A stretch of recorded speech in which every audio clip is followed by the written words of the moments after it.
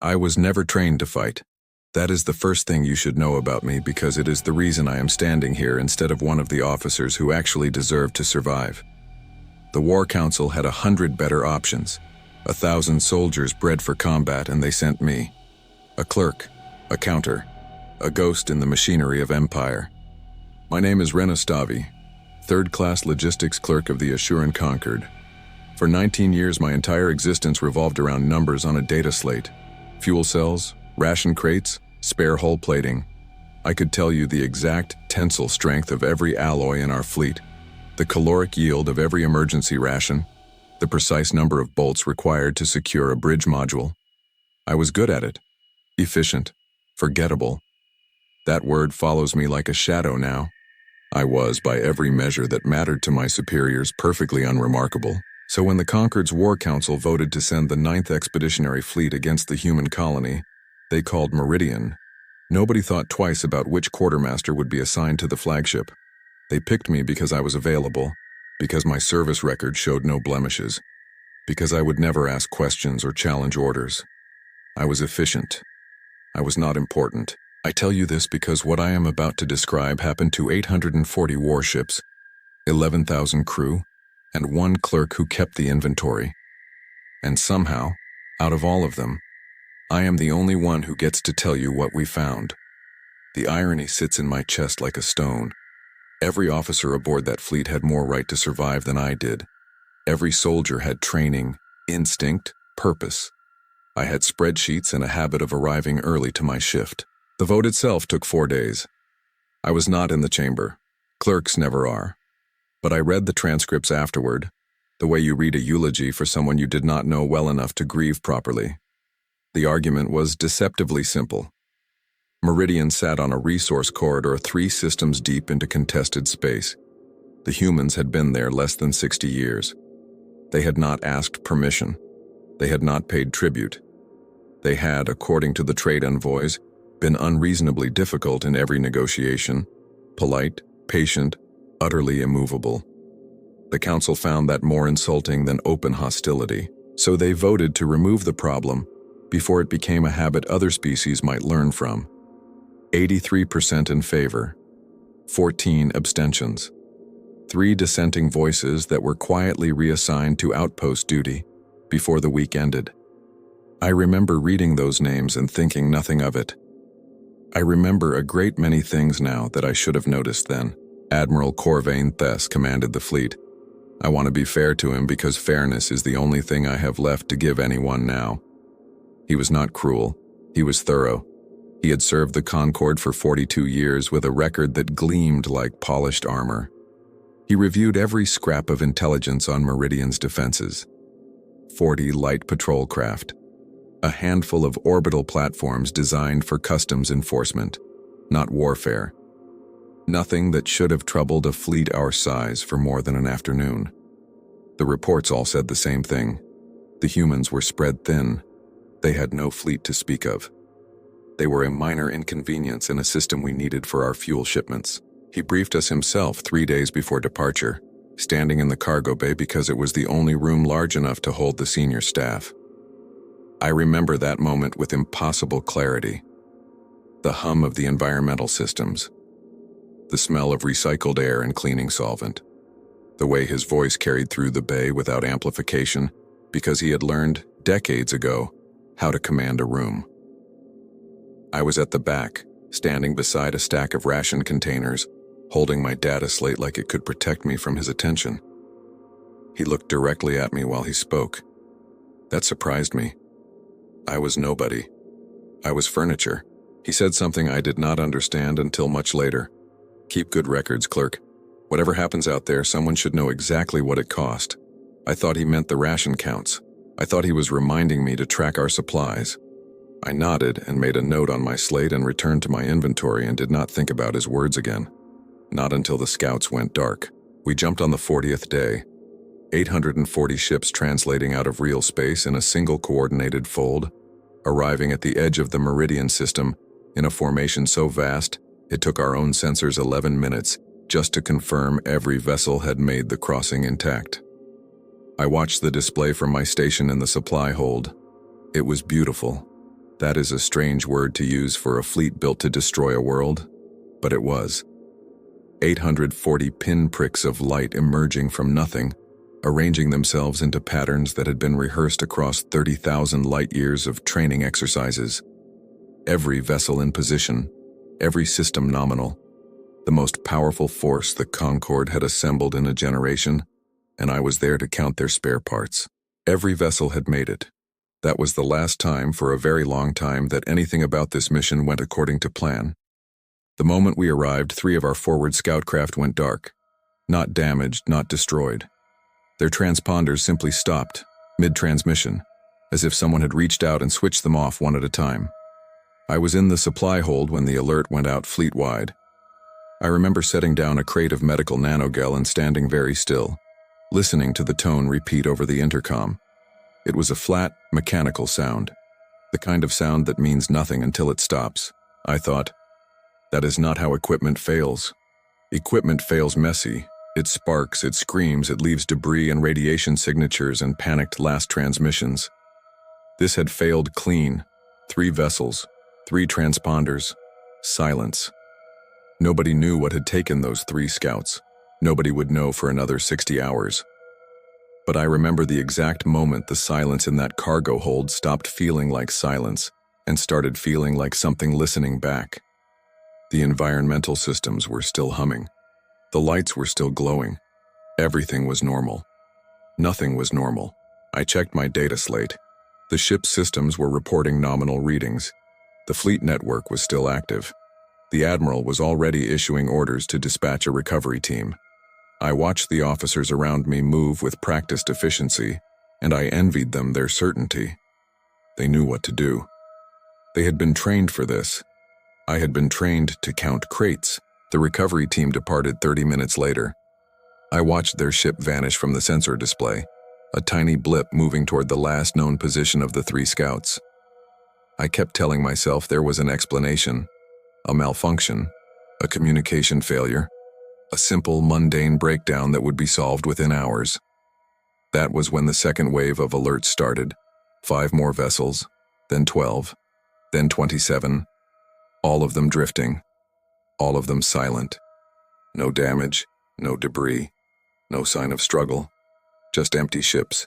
I remember my hands shaking as I updated the inventory log. I remember thinking that someone would need to know what we had lost. That was my job. That was all I was good for. The Admiral ordered a full combat deployment. Every weapon system online, every shield at maximum, every crew to battle stations. I heard the announcement echo through the ship's corridors, and I felt something cold settle in my stomach. We were 840 ships strong. We had every advantage, and we had no idea what we were fighting. That was when we received the first transmission from Meridian. It was not a threat. It was not a warning. It was a single word, repeated 3 times. Please, please, please. I have thought about that word more than anything else in the hours since. Please means you have something to ask for. Please means you know you are not in control. Please means you are afraid. We were not afraid yet. We were soldiers. We were the 9th Expeditionary Fleet. We had never lost a battle. We had never met anything like the silence that waited for us. The scouts were not destroyed. We learned that when the first recovery team reached the nearest vessel and found it completely intact, power systems active, life support functional, bunks still warm, half-eaten meals still on the tables, it was as if every soul aboard had simply ceased to exist mid-motion. No signs of struggle, no biological residue, no escape pods launched. Every crew member, every officer, every living thing simply gone. I remember the first time I realized I was going to die. I was in my quarters staring at my reflection in the datapad screen, and I felt something I had never felt before. Not fear, not panic. A cold, clear certainty that I was a ghost already walking. The fleet was dying. We were all dying, and nobody knew why. I did not want to die counting crates. That is the thought that stayed with me through the worst hours. I did not want my last act to be inventory. I did not want the record of my life to be a list of supplies. I wanted to matter. I wanted to survive. I wanted to know what we had found. 60 hours later, I was the only one left. 60 hours later, I finally understood what the Admiral meant. Someone should know exactly what it cost. I am still counting. By the second day, we had lost 11 ships and gained nothing. No wreckage, no distress calls, no weapons signatures.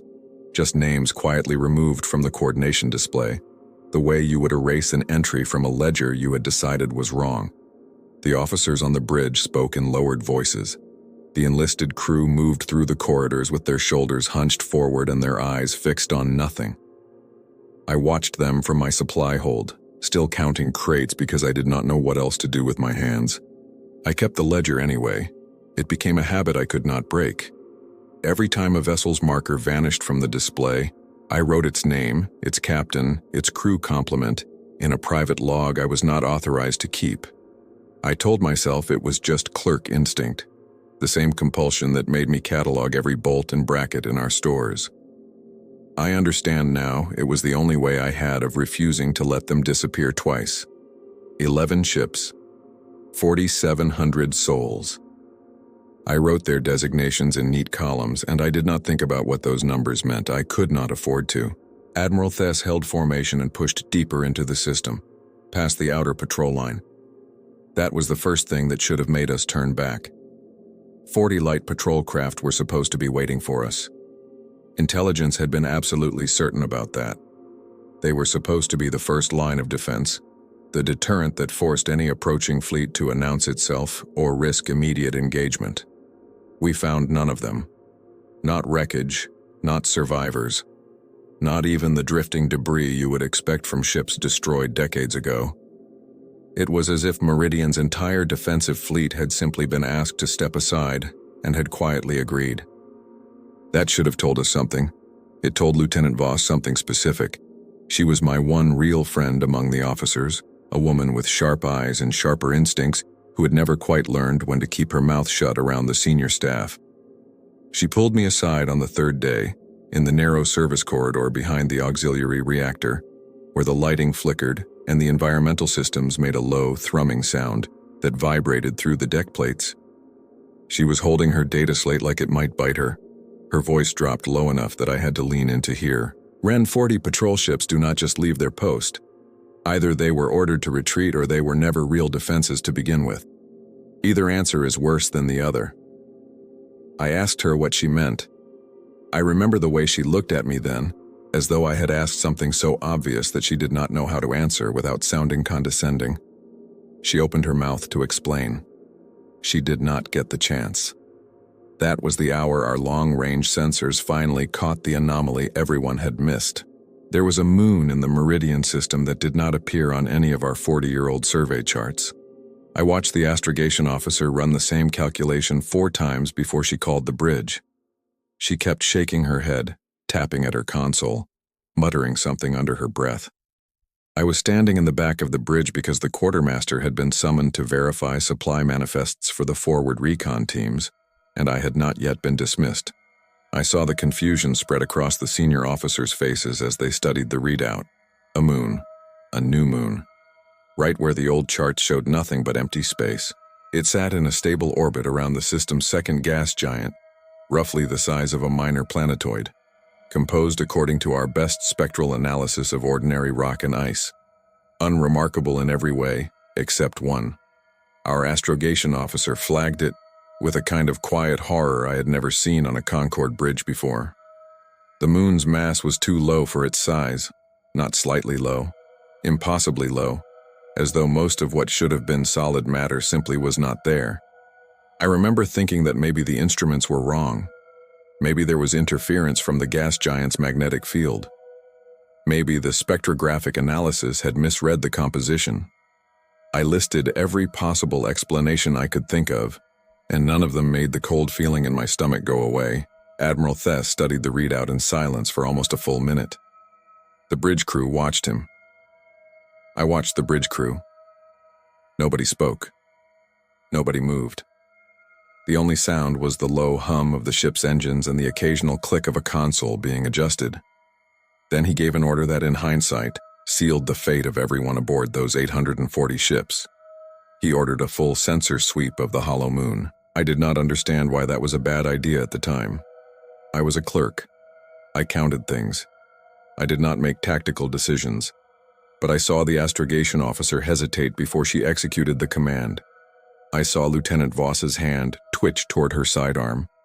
I saw the Admiral's jaw tighten as though he already knew he had made a mistake, but could not bring himself to acknowledge it. The moment our active scanners touched the moon's surface, every ship within 12,000 kilometers of the formation's leading edge went dark at once, not one by one this time. All at once. 46 markers erased from the display in the space of a single heartbeat. 46 ships with nothing to show for their existence except a fading blip on a screen and the sudden absence of their signal. I stared at the display and felt something inside me break. Not my mind, not my courage. Something deeper. Something that had assumed the universe made sense. The silence that followed was absolute.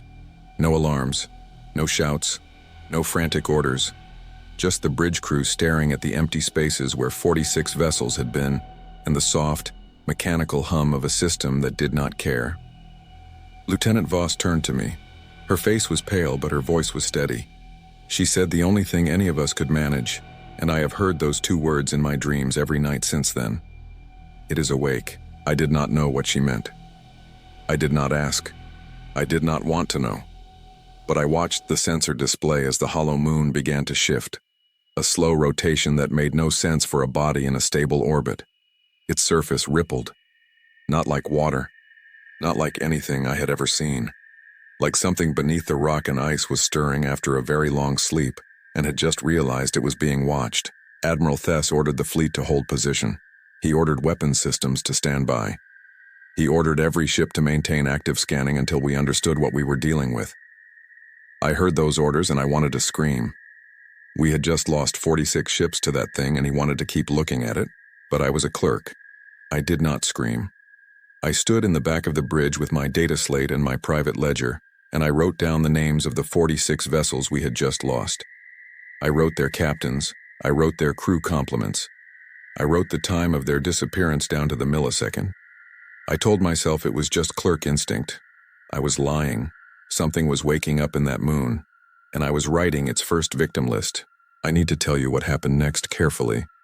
The counsel interviewing me afterward kept asking me to simplify it, and I refused then, and I refuse now. They wanted neat answers. They wanted a clean explanation they could present to the War Council and the conquered citizens. Something that would make sense within the framework of everything they thought they knew about warfare and survival. Simplifying it is how you end up sending a 10th fleet.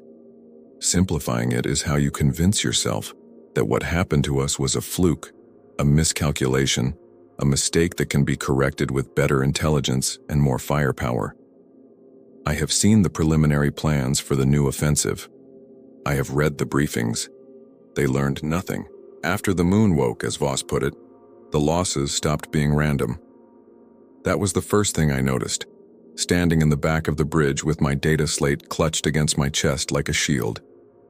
The disappearances became directional, a slow, patient contraction of our formation from the outside in, as though something enormous and unhurried was folding the fleet inward, one ship at a time. Our outermost vessels went first, then the next ring, then the next. Each loss followed a pattern so precise that our tactical officers could predict which ship would vanish next, but they could not stop it.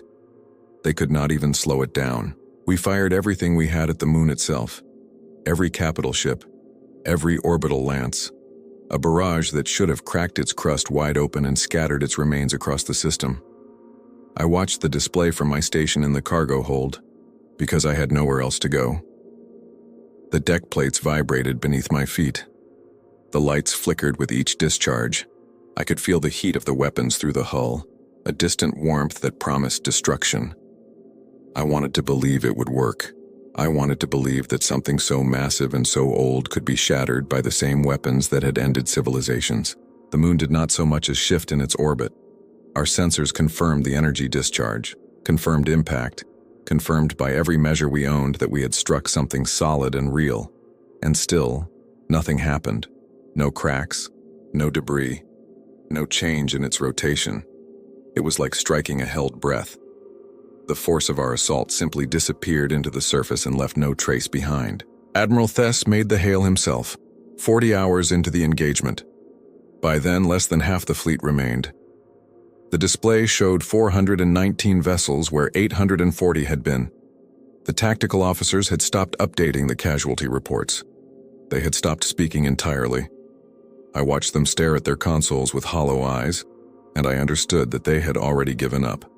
They were just waiting for their names to appear on the disappearing list. He opened the channel using the human trade dialect our diplomats had logged decades earlier.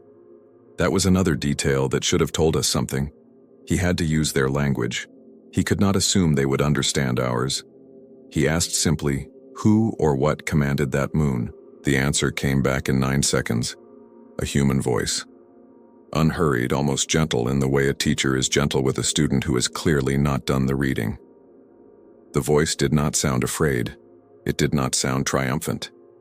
It sounded patient, as though it had been waiting for this moment for a very long time and was not particularly impressed by how it had arrived. "That is not a moon," the voice said. "It never was. You are welcome to keep firing at it, but I would rather explain, if you will let me, because whether you believe me or not decides how many of you go home." I remember Voss's hand tightening on the console beside me. Her knuckles went white. She had been standing at the auxiliary station for the entire engagement, refusing to sit, refusing to leave, refusing to let anyone see her afraid. I saw her fear anyway. It was in the way her breath caught when the voice spoke. It was in the way she did not look at the Admiral. It was in the way she whispered a single word under her breath that I did not catch until later. The voice explained that Meridian's first colonists, 60 years earlier, had watched 3 separate neighboring worlds get erased by larger powers for the crime of being inconvenient. They had seen the patterns. They had understood that building a traditional defense fleet would never be enough, because there would always be someone with more ships and more firepower. So rather than build a fleet they could never make big enough, they had spent 2 decades hollowing out a captured planetoid. They had filled it with something the voice only called a threshold, a structure that did not defend Meridian by fighting ships, but by quietly, patiently, making the space around it stop cooperating with anything that meant harm. Our weapons struck a shell that had long since stopped being the only thing there. The threshold had already folded itself into the fabric of the system's gravitational field, its electromagnetic signatures, its very geometry. We were not shooting at a moon. We were shooting at the warped architecture of local reality, and reality did not care about our kinetic impact. Our ships were not being destroyed. The voice paused as though deciding how much detail to offer. Our ships were being folded somewhere our physics had no name for and gently, irreversibly, set aside. Not killed, not annihilated. Removed from this space and placed into a pocket where they could never threaten Meridian again. The crews were still alive, the voice assured us. They were just no longer here. The voice added, almost as an afterthought, that 40 patrol ships had never been our enemy. They stood them down before we arrived. They did not need them. They had not needed a single warship in 15 years. The voice said this with the same casual tone you might use to mention the weather, or the condition of a road you travel every day. 15 years. They had been sitting behind a defense so absolute that they had forgotten what it felt like to be afraid. I remember Voss's hand tightening on the console. I remember Admiral Thess asking, in a voice smaller than I had ever heard from him, how many ships remained above board. He asked the question like a man who already knew the answer, but needed to hear it spoken aloud. The voice paused. A real pause, not a calculated one. I could hear something in the background. A soft click. A murmur. I thought I heard breathing. Then the voice returned, and it was gentler than before. 211, Admiral, and dropping if you keep firing. Admiral Thess gave the order to hold weapons. It was, I believe, the last order he ever gave. He said it quietly, almost to himself, and the tactical officer repeated it across the fleet network. The firing stopped. The silence that followed was worse than the noise. 6 minutes later, without warning, without any change in the readings we had been desperately monitoring, His flagship's marker vanished from the display, along with everyone still aboard it. Everyone except, by a fluke I have never been able to explain to my own satisfaction, one requisitions clerk who happened to be 3 decks down in the auxiliary cargo hold, checking inventory on a crate of medical nanogel nobody would ever need again. I heard the shift before I saw it, a sound like a held breath being released. The lights flickered, the deck tilted, and then I was alone. The voice reached me directly less than a minute after the flagship went dark, patched through to my personal comm unit in a way no Concorde engineer has ever been able to explain to me since. I was standing in the auxiliary cargo hold, surrounded by crates of medical supplies I would never distribute, staring at the empty space on the display where Admiral Thess's vessel had been. My hands were shaking. My breath came in short, uneven gasps. I had just watched my entire world collapse into silence, and I had no idea what to do next. The voice did not ask for the senior surviving officer.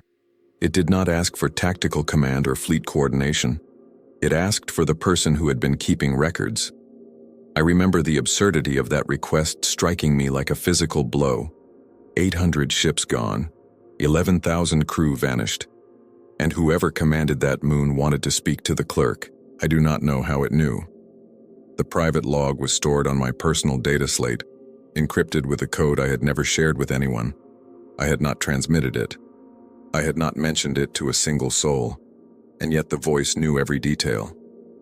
"You are Wren," it said. Not a question. A statement delivered with the calm certainty of someone who had already confirmed everything they needed to know. I confirmed it. At that point, arguing with the entity that had just erased 800 ships seemed like a poor use of the time I apparently had left. My voice cracked when I spoke. I remember being embarrassed by that, even then, even with everything falling apart around me. "You kept a private log of every ship you lost," the voice continued. "Names, captains, crew counts. Nobody asked you to do that. I asked how it possibly knew that. I demanded an explanation. I was angry, I think, or I wanted to be. Anger felt better than fear. Anger felt like something I could hold on to. Because it is the only thing anyone aboard your fleet did in the last 4 days that we found worth preserving," the voice said. "Everyone else was following orders. They were doing what they were trained to do. You were the only one keeping a record of what those orders cost. That is rare enough that we would like it to survive." I did not understand at first. I thought it was mocking me. I thought it was pointing out the futility of my efforts, the absurdity of a clerk counting names while an entire fleet burned. But the voice did not sound mocking. It sounded almost respectful, almost grateful. It told me my ship would be guided out of the system along the exact reverse of our entry vector.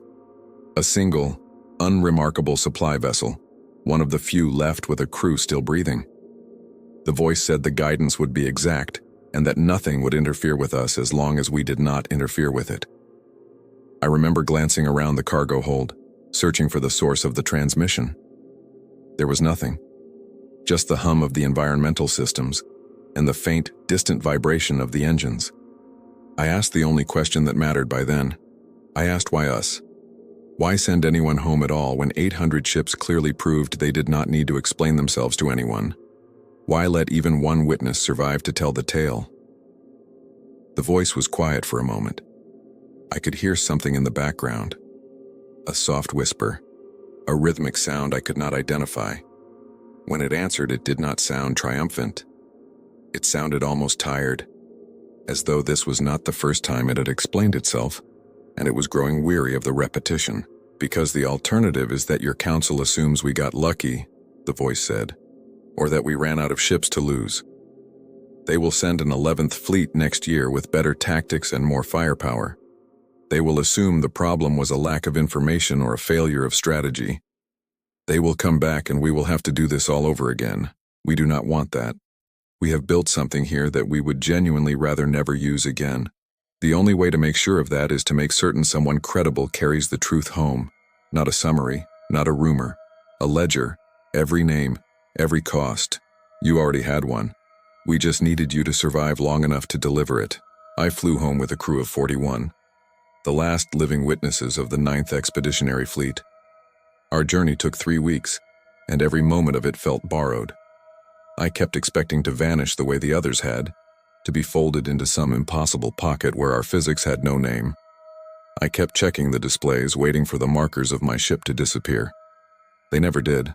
The crew did not speak much during the journey. They did not know what to say. They had watched their comrades die without understanding how or why. They had no bodies to mourn, no wreckage to recover. Just silence and the slow, grinding passage of time. I spent those weeks organizing the ledger. I had started it as a private compulsion, a way to refuse the erasure of the ships and crews I had served alongside.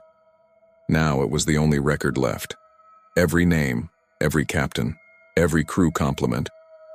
I checked each entry against the fleet manifest.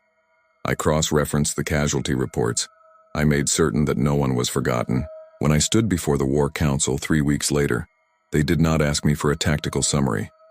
They asked me gently to simplify what had happened, to reduce 800 ships and 11,000 crew into a briefing they could act on quickly. They wanted numbers. They wanted projections.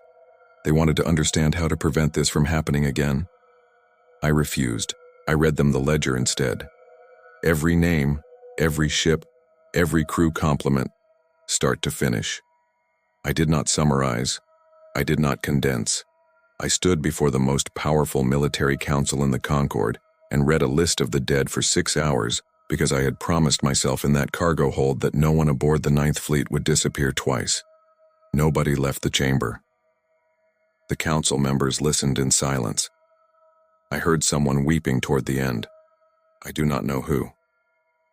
I did not look up from my slate. When I finished, I told the council the only thing I believed mattered enough to say twice. Meridian never wanted a war. They built something terrible not to conquer anyone, but so that no one would ever again be able to make conquering them look easy. They let me go home not out of mercy, but because the truth, delivered whole and unsimplified, was worth more to them than the 211 ships they still could have taken. I do not know if the council will listen. I have read the preliminary briefings. I have seen the plans for the new offensive. They are already using different language. They are already calling what happened to us a tactical anomaly rather than a warning. They are already convincing themselves that they can do better next time. I know only that I kept the ledger. I know only that somewhere in the Meridian system something patient and unhurried is still waiting. It is waiting to see whether we learned anything from what it showed us. It is waiting to see whether we understood the message it sent home with me. I do not know the answer to that. I only know that I will never stop counting.